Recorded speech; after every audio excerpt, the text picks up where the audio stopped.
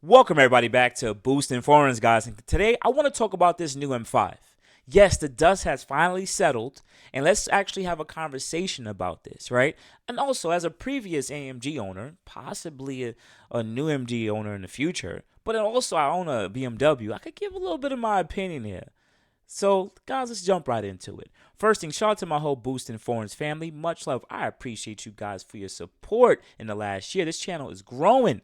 So I really appreciate it, and I even got my little purple in the back so that we know what we looking at here. Yes. So first thing, the new M5 to me, in my personal opinion, is a good looking car. I think it's a good looking car. Now, I've in person, the 5 Series looks a little bit weird, but I think they're kind of going back to the older headlights they had in like the earlier, like the F10. I forgot the M5 with the V10 motor, right? They're going back to those type of headlights with that type of front end. So I think they are bringing some of the look that they used to have back and just modernizing it, right? Now, I may not be a fan of the rear end, but to be honest with you, the rear end has grown on me. I think it's look at it. It's more angular. It's more wide.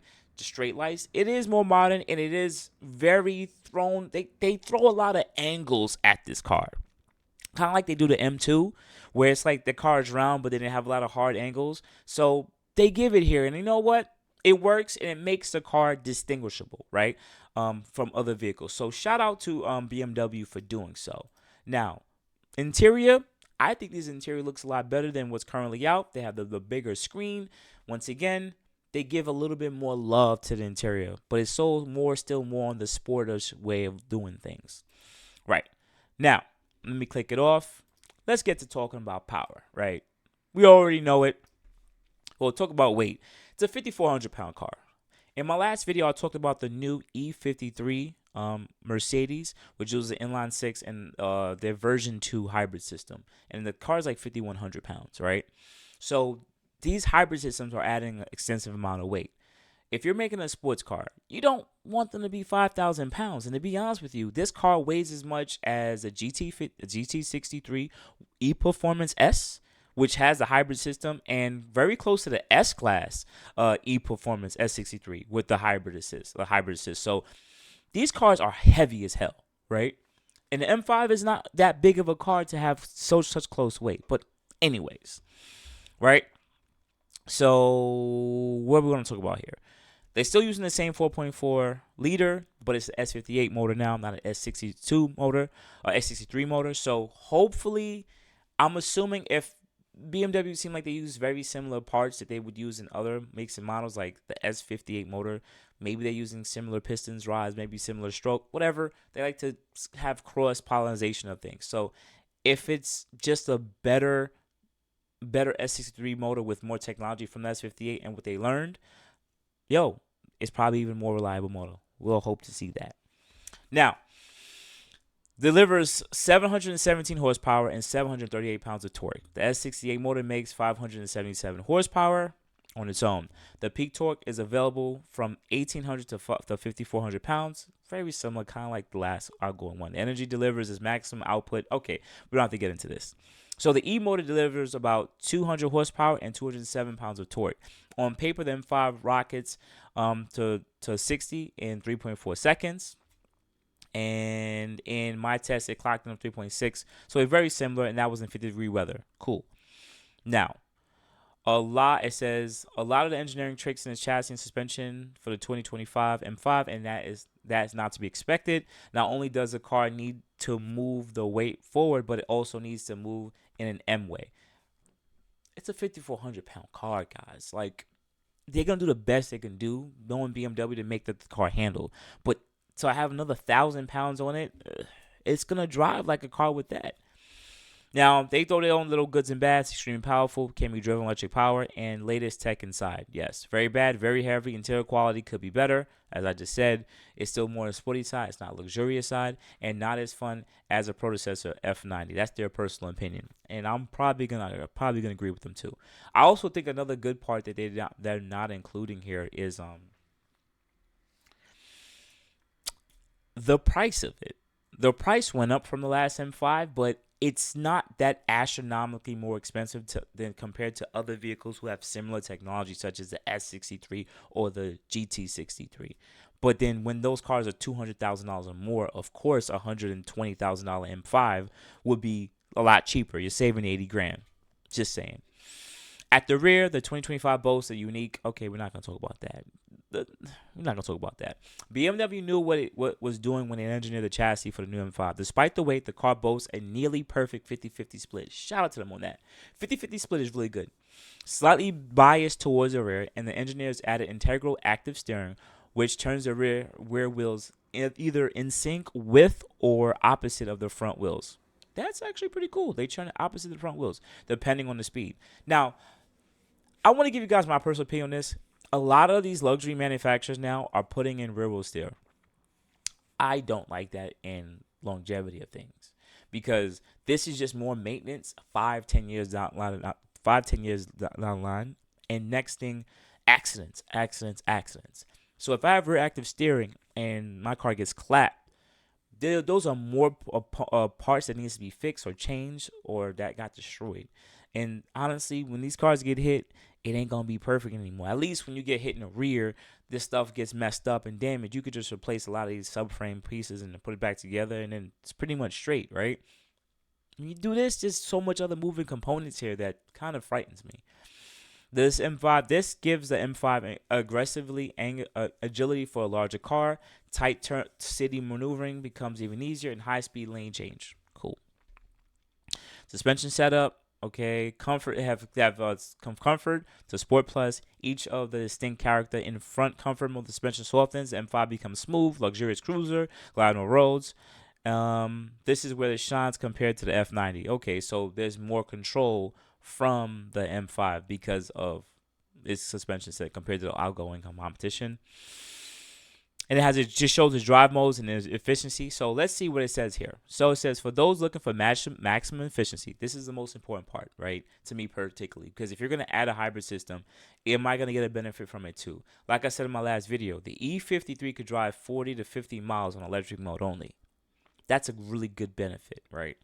For this one, electric mode allows you to run on a battery alone. The M5 can travel up to 25 miles on electric power only, with top speed of 87 miles in this mode. It was perfect for navigating city centers where I wanted to keep things quiet and save fuel. However, the moment you need power, the V8 kicks in, ensuring that you'll never be left wanting.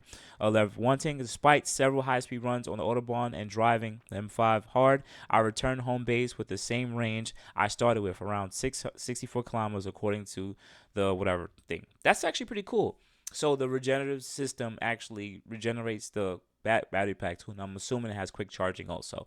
So driving in New York City with possibly up to 25 miles on electric mode only is pretty good because most of our driving is 5 to 10 miles. So that's another added benefit if you don't want to run, and if you do have a charger at home or a charging station close to you, or maybe a job has a charging station, this may be a benefit. That's not bad. Because when you got to think about fuel costs, like, yes, you have to pay regardless, right? But some people have places where they can plug their car in and they'll charge, technically based on their job or their facility. It's included. So this could be a better benefit. Imagine never having to spend, for instance, right, my E63, my V8s, I was only getting like 250 miles out of a tank. My freaking 7 Series right now is pushing close to 400, so it's almost double the amount, right? I get it. This car, even though it'll probably give you 200 miles too because it's a V8, knowing that you can charge it up and you'll probably won't have to see the gas station as much. I think that's an added bonus. Boost mode doesn't increase your power or torque, but it instantly puts the car in the sportiest setting. Okay. If money is no issue, go with the M Package Professional, which adds dynamic and dynamic plus modes, which crank up the aggression of even further, optimizing the car's system for track use. In these modes, cooling system is primed for sustained high performance, and the shifts becomes even quicker. So your own kind of M tuning. All right. Do you need driving experience? I'm not gonna read this because it's gonna talk about how the car feels. Wait. Once again, everything will wait and how it feels. You guys can read this article. There's plenty of articles out here. So other than that, is it still an M5? Before heading to Munich, I reached out to BMW community for questions about the new M5.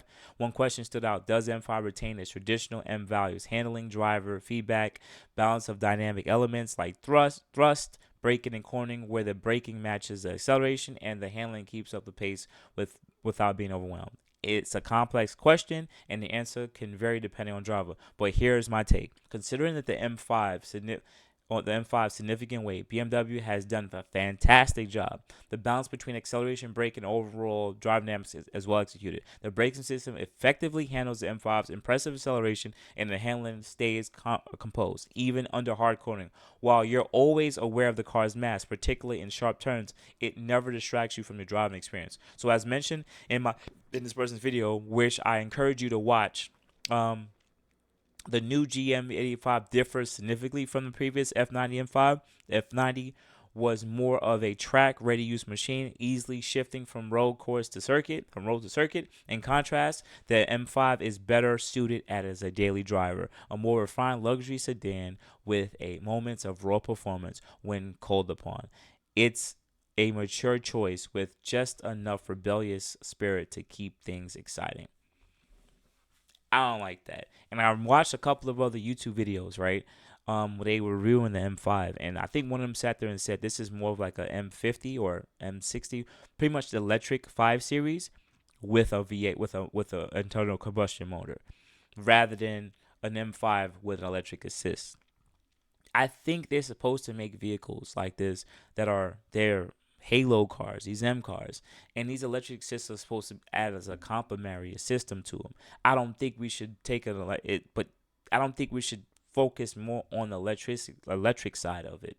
And I get it because they have to integrate it with all its systems, right? Once again, I haven't driven the car, right? But I've been going off of people I trust for YouTube, all these big guys, and they know what they're talking about. These guys are hard knock dudes. They know what they're talking about. And I know if I get into this car, I'm going to probably feel the same way, right? But I still have to do it. But even then, I don't like where these auto industry is going with this hybridization. They're just making the cars more expensive and less enjoyable, right? I guess we want to save duckies. We want to save the earth. As I said, I like the E53 system, even though it adds weight. I like it. I like kind of where that's at, but I don't like that all these these cars have all this additional weight.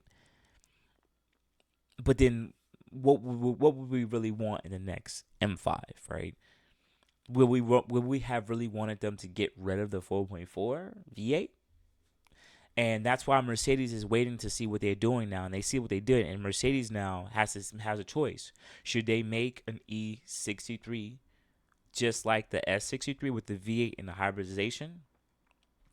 Should they? Because they're gonna have to be able to be just as good as this car or even better, or maybe as not as good handling, but maybe a little bit faster or close to the speed of it, right? And Mercedes cars, they've made a good amount of these vehicles now with the hybridization that they kind of know what they're doing. So if they make the E53, they're gonna have to make it, I hate to say it, good. And seeing what the new E-Class looks like, the E53 looks like, we would have to see. But to get back to the M5, particularly, I think it's a good looking car. In my honest opinion, for the people who made it here, I don't think that, in my personal opinion, that it's going to age well. In my personal opinion, compared to all the other BMW cars that's been out here, these G90, it's not a timeless thing. It's not like a 918 Spider or these other hybrid vehicles that came out in the past, like a P1 McLaren, where they make a small batch of them and they keep their rarity. They're going to make these cars like hotcakes. So it's not going to be anything special. Even though it's an M5, it's not going to be special like that. There's going to be enough of them out there.